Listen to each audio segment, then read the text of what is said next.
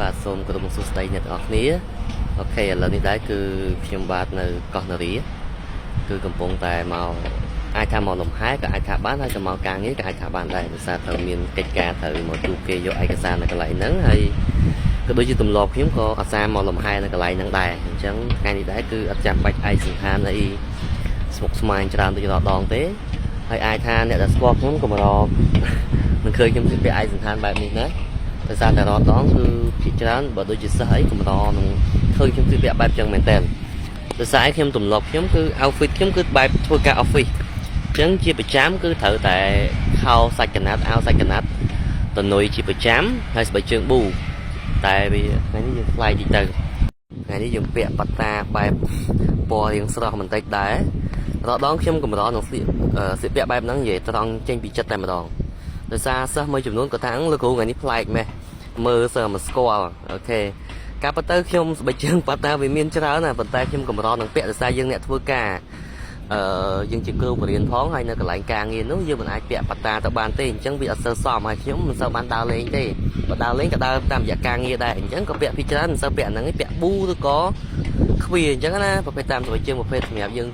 outfit យើងអ្នកធ្វើការអញ្ចឹងទៅតែចំពោះថ្ងៃនេះយើងបែបរៀងក្មេងតិចដែរនេះតែឃើញអញ្ចឹងមើលឥឡូវយើងមើលច្បាស់ចេះ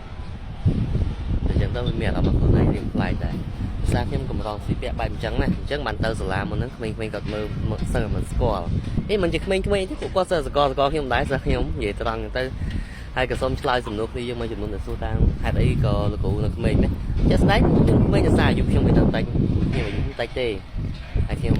ទៅចេញរៀនដែរថ្មីដែរហើយមួយវិញទៀតសិស្សខ្ញុំអាចថាពួកគាត់បូនខ្ញុំមួយឆ្នាំពីរឆ្នាំអ្នកខ្លះបងខ្ញុំ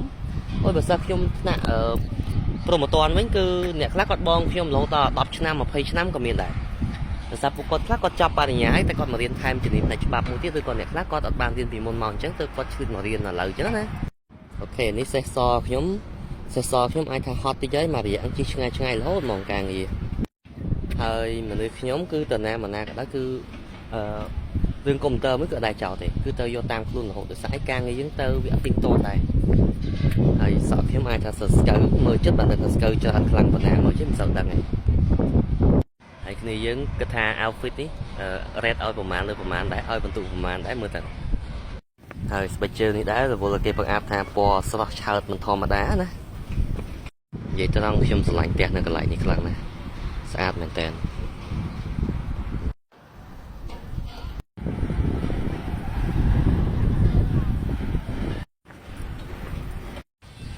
ខ្ញុំរៀងឆ្ងល់ខ្លួនឯងមួយដែរនិយាយរឿងសក់អាចថាខ្ញុំមិនដែលមានបំណងថាធ្វើសក់ឲ្យម៉ូតពុះកដាលអីទេប៉ុន្តែតាំងពីទុកសក់វែងមកឥឡូវវាចេញចឹងដល់ឯងតែស្វ័យប្រវត្តិទៅហើយអាចថាខ្ញុំមនុស្សខ្ញុំចិត្តកាត់រៀងខ្លីរៀងវាលហើយរត់ឲ្យខ្ញុំវែងមិនចេះឬក៏វែងមកលើប៉ុន្តែឥឡូវមិនដឹងមិនវាទៅយ៉ាងចឹងទេមួយទៀតនិយាយរឿងគ្នាយើងមកចំនួនតែគាត់ជួបខ្ញុំនៅខាងក្រៅគាត់ថាអាសាឃើញលោកគ្រូនៅនេះនៅនោះដែរតែអត់ហ៊ានហៅអូខេអញ្ចឹងបើសិនឃើញខ្ញុំនៅខាងក្រៅនេះមិនបាច់ហ៊ានមិនបាច់ខ្លាចទេបើសាមមនុស្សខ្ញុំអត់ដែរចេះរត់ពីទេឲ្យតែហៅខ្ញុំឆ្លើយហើយអាចថាហៅឈ្មោះខ្ញុំតាំងជីវ័នក៏បានដែរហៅលោកគ្រូជីវ័នអញ្ចឹងទៅបើថាហៅអញ្ចឹងខ្ញុំអាចចំណាំបានទៅថាអូបើស្គាល់ខ្ញុំពេលខ្លះមនុស្សខ្ញុំមិនដឹងថាគេញញឹមដាក់ខ្ញុំឬក៏ញញឹមដាក់ណាអ្នកខ្លះគាត់ថាគ្រូខំញញឹមដាក់អត់ញញឹមដាក់វិញខ្ញុំអត់ដឹងថាញញឹមដាក់ខ្ញុំឬក៏ដាក់អ្នកណាអញ្ចឹងពេលខ្លះខ្ញុំពិបាកក្នុងការវិនិច្ឆ័យអញ្ចឹងទម្លាប់អ្នកដែរញញឹមចោលចឹងពេលដែរខ្ញុំចោលពេកខ្លះថាយើងឈ្មោះតិច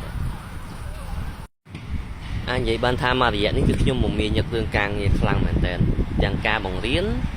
ទាំងកិច្ចការងារធ្វើឯកសារលិខិតស្នាមទាំងកិច្ចការងារតាក់ទងនឹងការរៀបរៀងបោះពុម្ពឯកសារសម្ភារអីផ្សេងៗគឺវារៀងដំណើរការល្អ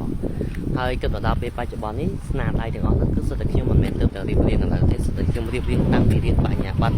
រៀនអនុបណ្ឌិតដំបូងប៉ុន្តែខ្ញុំអត់បានធ្វើវាសពជន់ចូលទៅតែឥឡូវពេលខ្ញុំចេញបរៀនគឺខ្ញុំស្រៀបរៀបរៀងវាឲ្យស្កប់សពទៅឲ្យបានហើយទាំងអស់ទៅដើម្បីផ្សាយជាស្នាដៃទៅតែស្នាដៃទាំងអស់នេះមិនមែនទៅតែធ្វើឥឡូវទេតែអត់ឯស្នាដៃខ្លះទៅតែធ្វើមែនតែទៅមកដល់ឥឡូវវាបានចូលជិត10មុខហើយវាអាចថាបើសរុបទាំងអស់វា10មុខជាងចូល20មុខប៉ុន្តែស្នាដៃខ្លះខ្ញុំធ្វើឲ្យខ្ញុំទុកចោលអញ្ចឹងណាមើលសក់ទៅខ្យល់ហ្នឹងហើយខ្ញុំគម្រោងថានឹងបោះពុំសភៅកំណាព្យខ្ញុំឡើងវិញបើសិនជាមានការគ្រប់គ្រងណា សារធ្វើកំណាត់ហ្នឹងខ្ញុំទុកចោលយូរដែរអញ្ចឹងទៅចង់យកវាមកកោះបកាយធ្វើឡើងវិញរៀបចំឡើងវិញវាស្ដាយស្នាដៃណាដោយសារខ្ញុំសរសេរបានច្រើនដែរអញ្ចឹងទៅអញ្ចឹងហើយអត់ចង់ទុកចោលអញ្ចឹងក៏ចង់បន្សល់ស្នាដៃបន្តអញ្ចឹងអាចនឹងក្រុមបោះពុំនៅស្នាដៃសភៅកំណាត់ហ្នឹងទៅវិញដែរអូខេអញ្ចឹងថ្ងៃនេះថតលេងនិយាយលេងតែប៉ុណ្្នឹងសិនចាស់